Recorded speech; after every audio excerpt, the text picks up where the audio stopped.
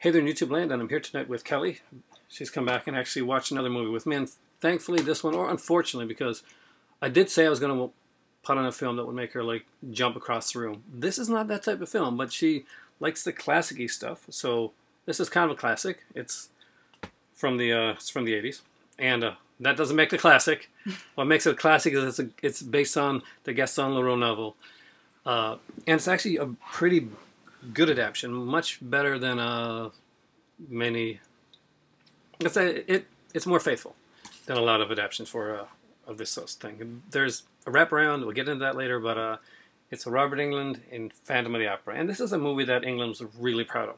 When I did get to speak with him, one of the things that he mentioned was that his aunt had this Life magazine, and right in the middle was this thing on Lon Chaney, Man of a Thousand Faces, and they said it was almost like, I guess, foreshadowing.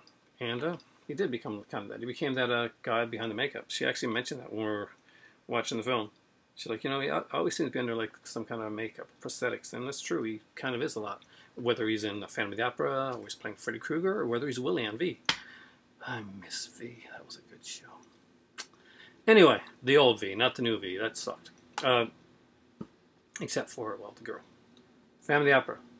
So I'm going to let Kelly talk about what she thinks about it first, and then I'm going to kind of like go on afterwards. So you can take over the review. Yeah. Yep. I liked it. It was different, but in a good way. I can't remember the first Phantom I saw. It was older. No idea. It might have even been black and white. I was about to say black and white. Was it the silent one? No, I tried to watch the silent Phantom of the Opera and failed miserably. It's such a good film. I liked the Gerard Butler version, but simply because, well, not simply, it's a fantastic movie. I loved it. But the chick who plays Christine Day in that one is a super babe.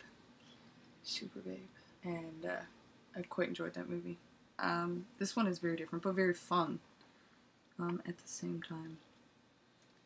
I don't know. It's pretty much, it's a movie of its era. This was around the time when slasher movies were coming out left and right. And because of that, this movie actually takes on that. Unfortunately, that actually works against this movie. Although slasher films and all were really popular around the time, horror films were like extremely popular.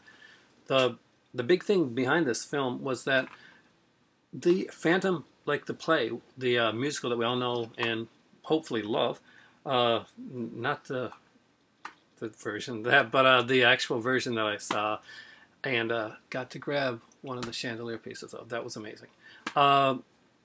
With Michael Crawford, who I know as Condor Man as a kid, but that's random. But yeah, basically, this is much bloodier. And at the time, the Phantom was getting a revival, a whole renaissance of the whole character, and a reinvention. And this did not look like the Phantom that they'd gone to see in the theater and in the actual theater. And a lot of people really took offense to that at the time. They didn't like the gore that was in the film. They didn't like the different aspects of it. But what they did enjoy was they liked the way that the Phantom kind of like played with the music. It actually has the original score. So aside from the Faust music that we hear through it, there's his own original music that's done, and it's considered to be like, and by me especially, to be one of the better scores in the Phantom series. I really liked the. Did you like the music?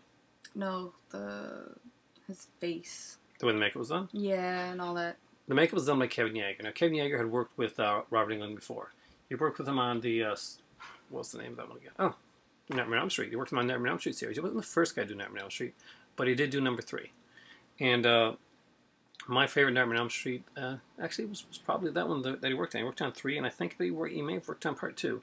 Now, some of the makeup effects, like when you saw the guy that was skinned, that was John Carl Buechler. And John Carl Buechler did the special effects for a lot of different movies. He directed and did the effects for Friday 13th Part 7. Probably the definitive look at Jason.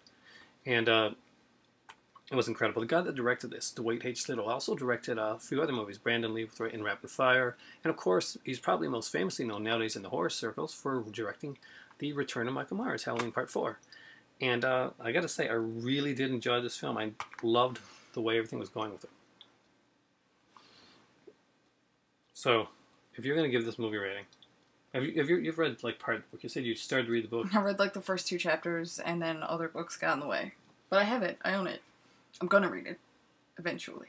Writer and reader's curse is always buying books and never having the other ones finished. Yeah, that's why. I'm actually and that's the killer thing with me is I get books that I like and I reread those. Yeah. And I have other stuff that I should be reading. So, should we give this one a rating? I don't know. Oh, other little tidbit of like random facts. Just like rolls her eyes every time we do that. Alex Hyde White is in this, and Alex Hyde White's done a lot of stuff. But for me, he's the original Reed Richards in the Roger Corman 1994 version of the Fantastic Four. So watch it for him. He's actually got his hair's darker in this one, and different than I'm used to seeing him. But he does a great job in the role. There's a mix of English and American actors. Molly Shannon from Saturday Night Live is in this, way before she would become that. And you didn't notice? No, I didn't actually. The first time I saw this movie, never knew. I was just watching it. I was like, oh, that's Molly Shannon. I pointed that out to you. You Thank did. you. You pointed out she was an awkward-looking girl, and I said, yes, that awkward-looking girl is. And I was like, oh my god, that is Molly Shannon. I don't know her name. I don't know names. I don't know dates. I don't. She's a Saturday Night Live character. Yes, she had a movie too called Superstar. Oh yeah. Yeah. Forgot about Catherine Mary Gallagher. Every time she got nervous. that. Seriously, dude. Seriously, dude. Of course I know. I love Saturday Night Live. Phantom of the Opera. I really did enjoy this version. It definitely beats some others for me, especially certain ones. But I won't go into that. Go into it. I take no personal offense to your movie preferences. I like Jared Butler as an actor, but I think he has squandered a lot of his career in some bad rom-coms. And although I think he did a good job, I don't think he was the perfect choice for the role. But maybe that is because I am used to seeing Michael Crawford as the Phantom in that specific one. I did like the cast overall, but I just... You see, you've got that insight. I don't. That's, And she's... cute, curvy, hot. What was her name? It's a good question. So, I don't do names. I do dates. don't know this one because I am going to cheat. And they really did together as a cast. They were good. I thought they were pretty good. I think that Minnie Driver as La Carlotta was priceless. she's always good. Emmy Rossum. What do I know her from? She's cute. What do I know her from though? She's really cute. Day After Tomorrow? No, I definitely know her from that. Let's see. I'm a snob when it comes to some of this stuff. Dragon Ball Evolution. Well, that's obviously what I know her from. No. She was on Practice. Maybe. Or maybe you just know her from Phantom of the Opera. Maybe it could be that simple. She played Abigail on As the World Turns. No, I never actually know who that is, but she did. So if you know As the World Turns, Abigail #1 there. So she actually is a cute girl. You have issues. I have issues. Phantom of the Opera score. I don't know. What are we rating it out of? Let's rate it out of 5. Out of 5? I'd give it a solid 4, 4.5. Okay, I will. Yeah, I'm going to give this one a 4.5. What am I going to go with that?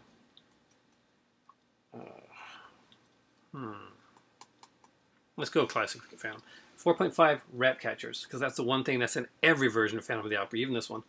Although I don't think this part was too important. I guess when finding it where the Phantom's lair was, it kind of was important. Rat catchers. Yeah, it was the guy that.